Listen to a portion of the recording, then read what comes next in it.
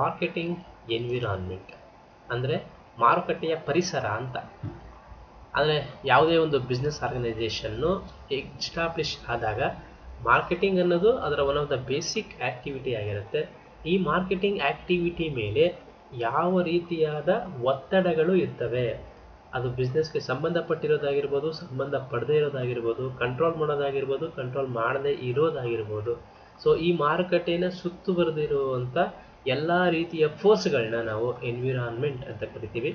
ಆ ಎನ್ವಿರಾನ್ಮೆಂಟಲ್ಲಿ ಮೇಯ್ನಾಗಿ ಎರಡು, ಒಂದು ಮೈಕ್ರೋ ಎನ್ವಿರಾನ್ಮೆಂಟ್, ಇನ್ನೊಂದು macro environment. So micro environment ಅಂತಂದರೆ the micro marketing environment consists of certain forces that are part of an organization's marketing process but remain external to the organization. So micro ಎನ್ವಿರಾನ್ಮೆಂಟ್ನಲ್ಲಿ ಅದು ಏನನ್ನು include ಮಾಡುತ್ತೆ ಅಂದರೆ that forces, ಆ ಒತ್ತಡಗಳನ್ನ involve ಮಾಡಿಕೊಳ್ಳುತ್ತೆ. ಯಾವುದಪ್ಪ ಅಂತಂದರೆ ಅದು ಆರ್ಗನೈಸೇಷನ್ನ ಮಾರ್ಕೆಟಿಂಗ್ ಪ್ರೋಸೆಸ್ನ ಭಾಗ ಆಗಿರುತ್ತೆ, ಆದರೆ ಅದು ಎಕ್ಸಾಕ್ಟಾಗಿ ಕಂಟ್ರೋಲಬಲ್ ಸಿಚುಯೇಷನಲ್ಲಿ ಇರೋದಿಲ್ಲ. ಓಕೆ, ಇದನ್ನು ನಾವು ಮೈಕ್ರೋ ಎನ್ವಿರಾನ್ಮೆಂಟ್ ಅಂತ ಕರಿತೀವಿ. So the factors are elements in firms immediate environment which effect it's performance and decision making. So ಈ ಮೈಕ್ರೋ ಎನ್ವಿರಾನ್ಮೆಂಟಲ್ಲಿ ಪ್ರೆಸೆಂಟ್ ಇರುವಂಥ ಫೋರ್ಸ್ಗಳು ಒಂದು ಬಿಸ್ನೆಸ್ ಆರ್ಗನೈಸೇಷನ್ನ ಮಾರ್ಕೆಟಿಂಗ್ ಸಂಬಂಧಪಟ್ಟ ಆ್ಯಕ್ಟಿವಿಟಿಯ ಪರ್ಫಾರ್ಮೆನ್ಸ್ ಮೇಲೆ ಮತ್ತು ಅದಕ್ಕೆ ಸಂಬಂಧಪಟ್ಟ ಡಿಸಿಷನ್ ಮೇಕಿಂಗ್ ಆ್ಯಕ್ಟಿವಿಟಿ ಮೇಲೆ ಇನ್ಫ್ಲೂಯೆನ್ಸ್ ಮಾಡ್ತಾ ಇರ್ತವೆ. ಸೊ ಈ ಎನ್ವಿರಾನ್ಮೆಂಟ್ ಫೋರ್ಸಸ್ ಅಂದ ತಕ್ಷಣ ಅದು ಬರೀ ನೆಗೆಟಿವ್ ಆಗಿರಲೇಬೇಕು ಅಂತಲ್ಲ, ನೆಗೆಟಿವ್ ಆದರೂ ಆಗಿರ್ಬೋದು, ಪಾಸಿಟಿವ್ ಆದರೂ ಆಗಿರ್ಬೋದು.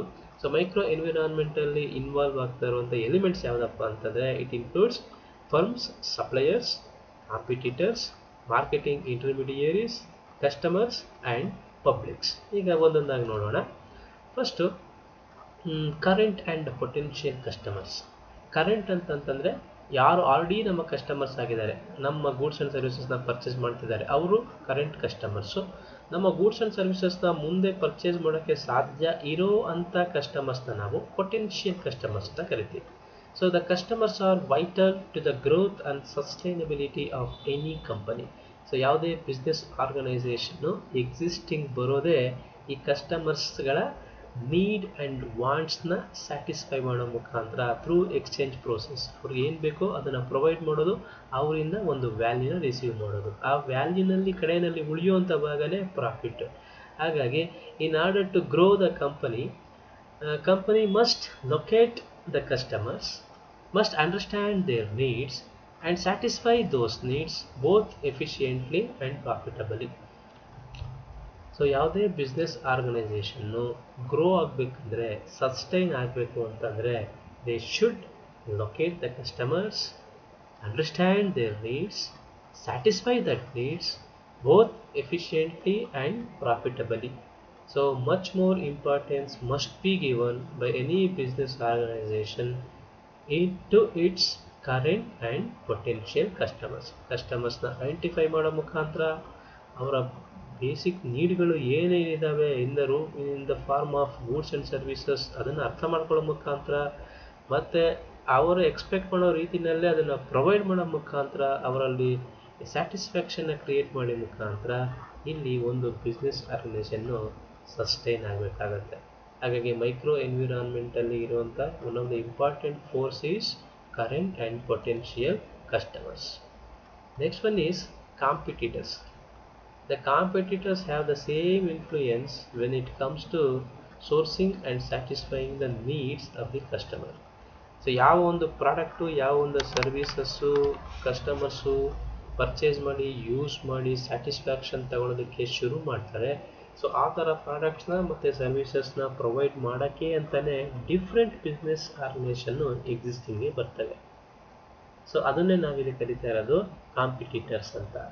ಓಕೆ, ಒಂದು ಟೈಪ್ ಆಫ್ ಪ್ರಾಡಕ್ಟ್ ಆ್ಯಂಡ್ ಸರ್ವಿಸಸ್ನ ಪ್ರೊವೈಡ್ ಮಾಡುವಂಥ, ಪ್ರೊಡ್ಯೂಸ್ ಮಾಡುವಂಥ, ಡಿಸ್ಟ್ರಿಬ್ಯೂಟ್ ಮಾಡುವಂಥ ಡಿಫ್ರೆಂಟ್ ಬಿಸ್ನೆಸ್ ಆರ್ಗನೈಸೇಷನ್ಸು ಎಕ್ಸಿಸ್ಟಿಂಗ್ಗೆ ಬರ್ತವೆ. ಸೊ ಅಲ್ಲಿ ಆ ಬಿಸ್ನೆಸ್ ಆರ್ಗನೈಸೇಷನ್ಗಳ ಮಧ್ಯೆ ಕಾಂಪಿಟೇಷನ್ ಪ್ರಾರಂಭ ಆಗುತ್ತೆ. So competitors also targeting the same customers to the business. So ಒಂದು ಬಿಸ್ನೆಸ್ ಆರ್ಗನೈಸೇಷನ್ನು ಯಾರನ್ನ ಟಾರ್ಗೆಟ್ ಮಾಡ್ತಾ ಇರುತ್ತೆ ಆ್ಯಸ್ ಎ ಕನ್ಸ್ಯೂಮರ್ಸ್. ಸೊ ಅವರು ಯೂತ್ ಆಗಿದ್ದಾರಾ, ಚಿಲ್ಡ್ರನ್ಸ್ ಆಗಿದ್ದಾರಾ, ಅಥವಾ ಎಲ್ಡರ್ಲಿ ಪೀಪಲ್ ಆಗಿದ್ದಾರೆ, ಸ್ಟೂಡೆಂಟ್ಸ್ ಆಗಿದ್ದಾರೆ, ಲೇಡೀಸ್ ಆಗಿದ್ದಾರೆ.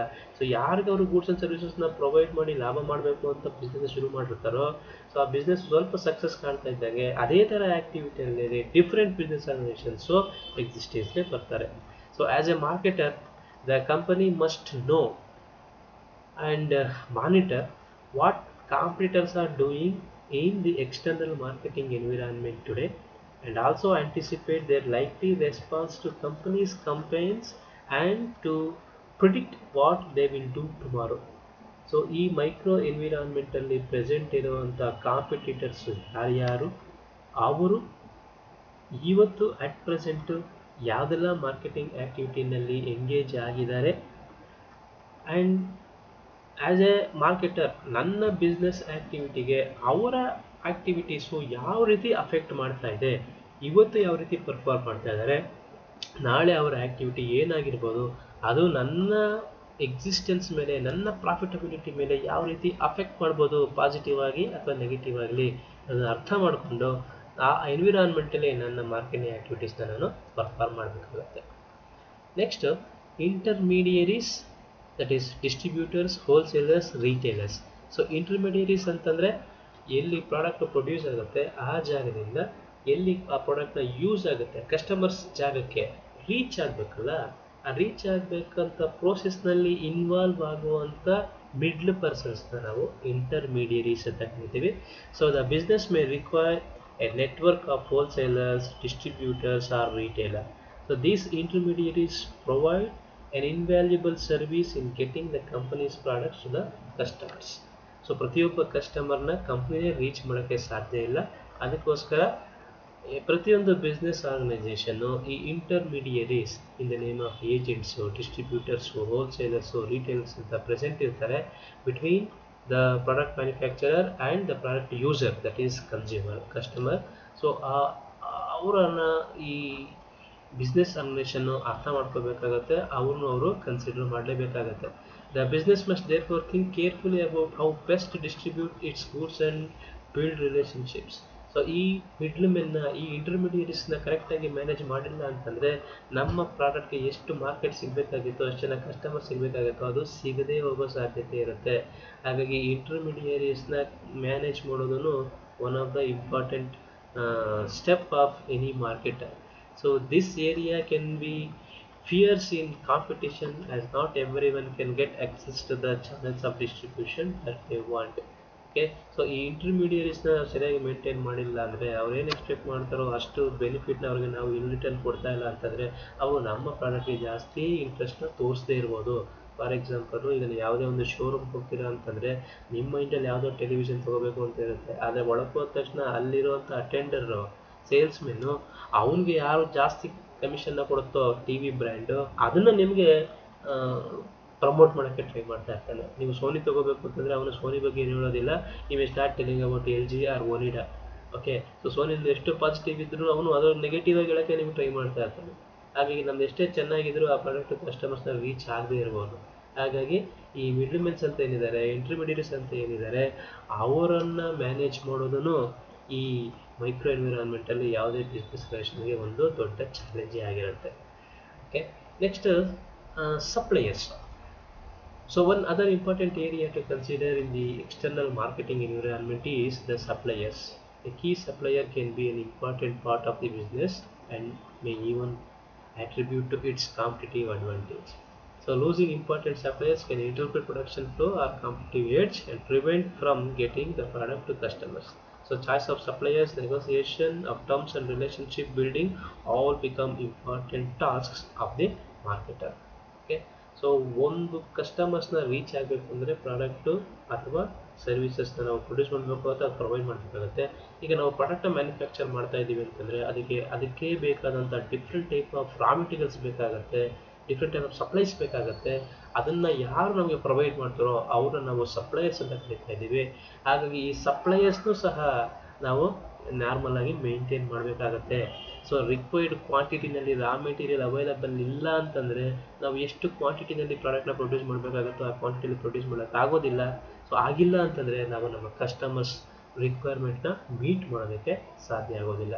ಹಾಗಾಗಿ ಯಾರೆಲ್ಲ ಸಪ್ಲೈಯರ್ಸ್ ಇದ್ದಾರೆ ಅವರ ನೆಗೋಸಿಯೇಷನ್ ಮತ್ತು ಟರ್ಮ್ಸ್ ಯಾವ ರೀತಿ ಇದೆ, ಅವ್ರ ಹತ್ರ ರಿಲೇಷನ್ಶಿಪ್ನ ಯಾವ ರೀತಿ ನಾವು ಮೇಂಟೈನ್ ಮಾಡಬೇಕು, ಅದೂ ಸಹ ಈ ಮೈಕ್ರೋ ಎನ್ವಿರಾನ್ಮೆಂಟಲ್ಲಿ ಇನ್ವಾಲ್ವ್ ಆಗಿರುವಂಥ one of the important aspect.